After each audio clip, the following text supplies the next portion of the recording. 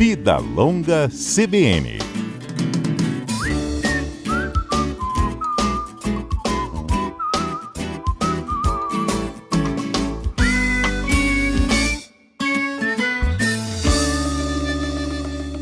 Começamos então mais um Vida Longa CBN aqui no CBN Vitória deste sábado, e a nossa conversa de hoje vai ser com a endocrinologista a doutora Sabrina França. A gente vai destrinchar, né, essa orientação da OMS de que o uso de adoçantes para o controle do peso não é mais aconselhado. A Organização Mundial da Saúde publicou novas diretrizes sobre o uso de adoçantes e passou a não recomendar o uso desse tipo de produto para controle de peso ou como estratégia para reduzir o risco de doenças não transmissíveis. Essa lista inclui aspartame, sacarina, sucralose, estévia e derivados. E para entender melhor essa orientação da OMS, qual o impacto disso para quem faz o uso desses adoçantes, a gente vai conversar agora com a doutora Sabrina. Doutora Sabrina, muito bom dia, obrigado por nos receber aqui na CBN, pela disponibilidade em trazer essa explicação para os nossos ouvintes. Bom dia, José Carlos. É um prazer estar aqui falando para vocês. Obrigada pelo convite. Imagina, o prazer é nosso. Doutora Sabrina, o que isso significa na prática, essa orientação da OMS a respeito dos adoçantes? Quem faz o uso desses adoçantes já prescritos aí por nutricionistas, por especialistas? O que isso afeta a rotina dessas pessoas a partir de agora? Então, Zé Carlos, é importante, essa pergunta que você fez no início, para mim é a principal pergunta, porque é o que todos querem saber, né? Essa questão do adoçante já é uma questão polêmica há algum tempo, né? Então, dentro mesmo da especialidade médica, do meio profissional da nutrição, já existem alguns debates a respeito da segurança do uso do adoçante artificial. Existem os adoçantes naturais e os artificiais, e no caso aqui nós estamos falando daqueles adoçantes artificiais, né? Uhum. Os estudos que a gente tem com o uso de adoçantes são muitos, porém, a maioria desses estudos são estudos que não têm tanta segurança em relação a, eu não vou nem dizer credibilidade, mas são estudos de baixa evidência. O que significa isso? Eles não mostram causalidade. Então, são estudos que a gente não consegue dizer o uso do adoçante faz mal, o uso do adoçante causou aumento de tal doença, o uso do adoçante é responsável pelo aumento dos casos de diabetes e doença cardiovascular. Mas esses estudos mostraram uma correlação em que realmente quem usa adoçante pode estar tendo mais doença cardiovascular e mais diabetes. Então, existe uma comparação aí, mas que a nível de evidência a gente não pode levar isso 100%, né? Então, quando a gente leva para a prática, o que a gente entende? Que a gente precisa ter cautela, como tudo, né? O adoçante ele pode ser usado sim, especialmente quando a gente fala dos pacientes diabéticos. Então, deixar claro aqui que a OMS não incluiu os diabéticos nessas recomendações, mas principalmente o tratamento de perda de peso. E o que a gente vê, né, na nossa prática clínica dentro de consultório, e eu vou confessar para você que até mesmo dentro das nossas famílias, dentro da nossa casa, é a gente querer emagrecer, reduzindo algumas coisas e achando que o adoçante vai ser realmente eficaz. Uhum. Por exemplo, tomar um refrigerante zero comendo um doce. Usar o adoçante para adoçar o cafezinho, mas exceder nos sucos, às vezes que já vêm adoçados. Ou usar até um suco adoçado artificialmente, mas exceder nos carboidratos. Então, na verdade, o que a OMS quer não é nem a nível individual, não é nem uma recomendação a nível individual, mas mais uma recomendação a nível de saúde pública, para tentar mudar esse conceito de tratamento de obesidade e fazer com que as pessoas se alimentem melhor. E não contar que o adoçante vai resolver e vai ajudar, né, no tratamento da obesidade. Entendi. Eu vou usar a minha experiência, doutora, que eu acho que pode ser a dúvida de muita gente que está escutando a gente agora. Eu utilizava muito açúcar, eu não tinha o costume de utilizar adoçante. Então eu ia tomar um café, eu colocava um açúcar. Ia tomar um suco, colocava açúcar. Isso fez com que as minhas taxas ficassem um pouco alteradas.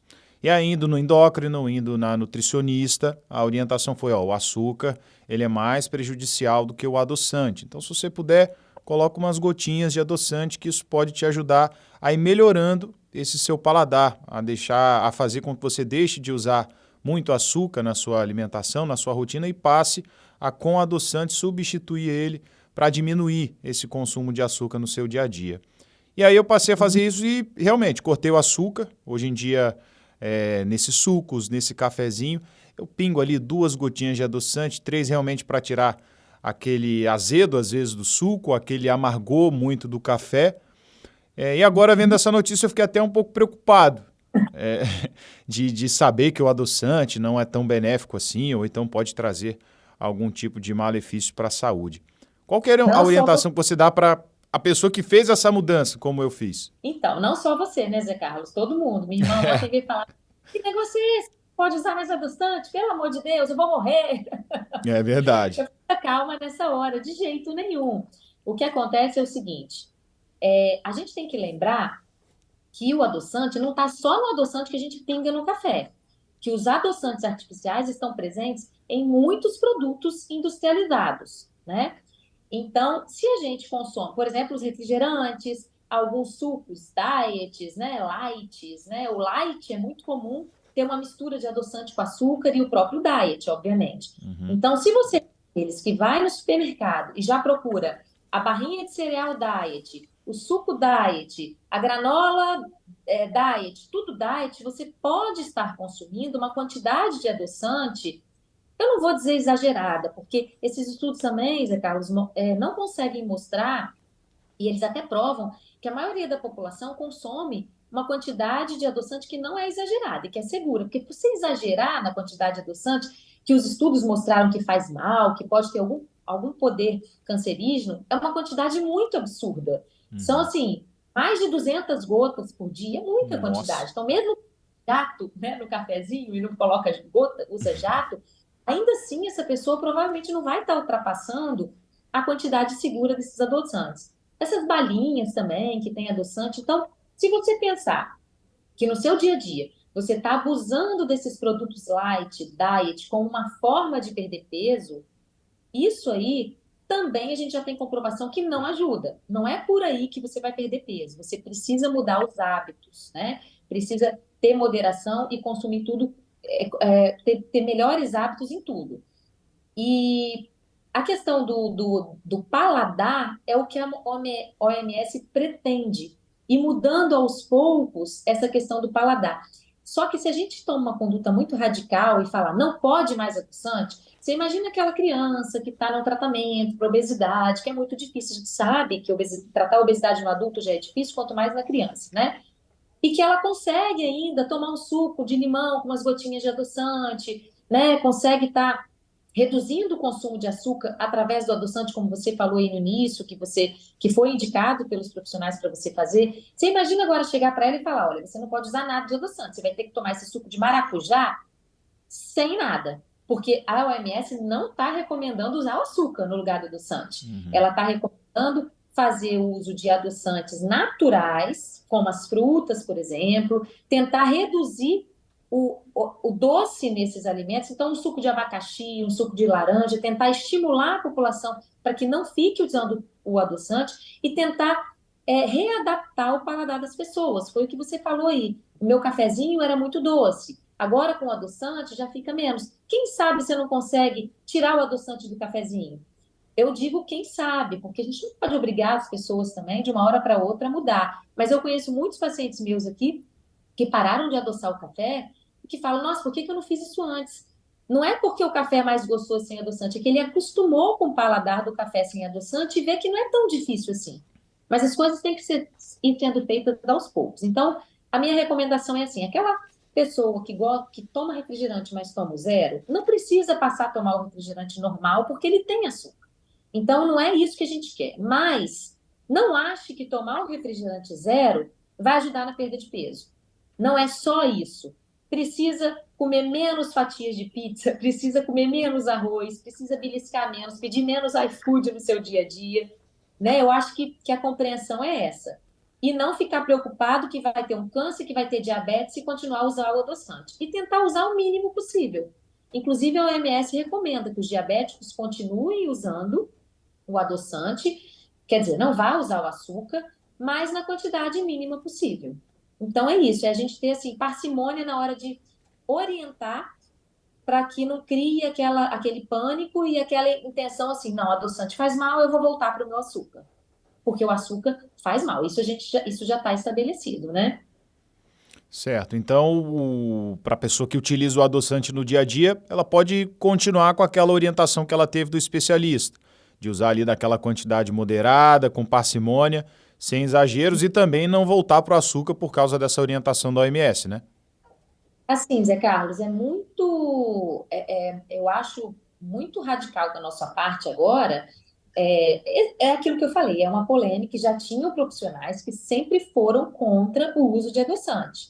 Então, já existe tanto profissionais nutricionistas quanto médicos que nunca recomendaram, principalmente para dietas de perda de peso, né? Que realmente não tem muito sentido ficar usando adoçante e continuar comendo outros alimentos muito calóricos. Mas aqueles médicos que acham que o adoçante de forma moderada não faz tanto mal, e eu sou dessa linha, eu não vou proibir o uso do adoçante, mas eu vou conversar bem com o meu paciente para saber o quanto que ele está usando, quais são os produtos que ele está lançando mão. A gente vê muitas pessoas usando produtos fitness, achando que é o máximo, que está ajudando na perda de peso, e que, na verdade, não está ajudando a pesar no bolso. E, na verdade, na prática, a gente vê que não ajuda tanto no tratamento da obesidade, né? Então, não acho que precisa banir o uso do adoçante, mas a gente precisa, sim, insistir nessa questão de melhorar os hábitos alimentares, tentar acostumar o paladar para menos doce, consumir mais frutas, porque são alimentos adocicados naturalmente, né? Tentar evitar de adoçar suco sem necessidade, o café, tentar diminuir, e aos pouquinhos a gente mudando esse paladar, mas não é fácil, né? As facilidades que a gente tem hoje, a tecnologia nesse mundo da alimentação aí dificulta muito para a gente, é muito complicado. O tratamento da obesidade hoje, ele é muito difícil por causa dessa industrialização aí que a gente vê disseminada, né? É muito fácil, gente, você conseguir qualquer coisa hoje, né? Do seu lado tem uma mercearia, você liga para o iFood e consegue tudo na hora. Então, essas facilidades dificultam muito aí o nosso dia a dia. Não só do meu paciente, mas o meu também, né? Perfeito, doutora. E qual a orientação que a gente pode dar para o ouvinte da CBN que faz o uso de açúcar, já estava com aquela intenção, aquele projeto de diminuir o açúcar, e aí agora ele vê essa recomendação e ele pensa, não, então eu vou utilizar de meios naturais para tentar manter a minha bebida ali com um gosto que eu acho que é adequado para o meu paladar. Existe algum tipo de adoçante natural que ele pode passar a utilizar que não se enquadra nessa restrição da OMS, que ainda assim ele consegue ir adaptando isso ao paladar? Então, Zé Carlos, adoçante natural, quando a gente fala de natural, são os naturais mesmo. Então, um suco de maçã para tentar adoçar, o mel, né? Esses não são recomendados para os diabéticos, porque, de qualquer forma, vai alterar a glicose porque contém açúcar, né? Uhum. Mas, no caso da recomendação da OMS, que é para perda de peso, existem essas opções da gente adoçar, de repente, o café, um pouquinho de mel, por exemplo. O açúcar, por exemplo, o açúcar mascavo, o demerara, eles são menos industrializados, mas de qualquer forma, eles têm caloria e também alteram a glicose nos pacientes diabéticos. Mas é uma opção um pouco mais saudável do que o açúcar refinado, do que o açúcar branco, né? Reduzir a quantidade. Se você não quer introduzir o adoçante, você quer mudar o seu paladar, quer reduzir a quantidade de caloria de açúcar, mas não quer introduzir o adoçante, eu acho excelente, né? E você pode começar diminuindo a quantidade de açúcar e depois tentar tirar. Não adoçar aquilo que não precisa.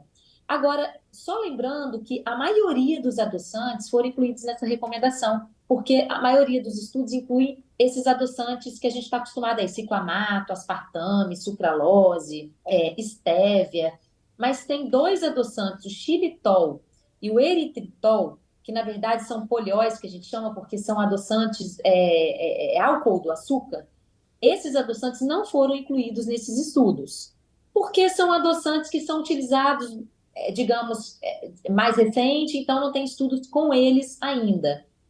Talvez esses sejam, entre aspas, os mais naturais para a gente lançar a mão. Se quiser trocar agora, né, o açúcar por adoçante, diante dessa recomendação, de repente, então, trocar pelo xilitol ou eritritol é uma opção também, sempre lembrando que não pode exagerar. É gotinha, gente, não é jato, por favor. Atentos, então, ouvintes, a essa orientação da doutora Sabrina França, endocrinologista, que nos explicou aí sobre essa nova recomendação da OMS e as instruções, né, que a gente deve seguir nessa adaptação do paladar, nessa restrição também dos adoçantes, esse uso com parcimônia e quais as opções também que a gente tem para seguir, né, a nossa dieta, os nossos novos planos alimentares para as pessoas que estão nesse processo ou que já seguem aí um processo de reeducação alimentar. Para você que perdeu essa entrevista, você ouve ela quando quiser no seu tocador de áudios preferido e em cbnvitoria.com.br. Doutora Sabrina, muito obrigado mais uma vez pela disponibilidade em trazer essas orientações aqui para os nossos ouvintes. Zé Carlos, muito obrigada. Eu que agradeço a oportunidade de estar participando. Espero ter ajudado. E eu quero passar para todo mundo que a luta não é dos pacientes, é nossa, tá? Eu adoro uma Coca Zero, tá? Eu também. Maravilha, doutora. Muito obrigado, querida. Até a próxima. Bom, muito obrigada a vocês. Tchau, tchau.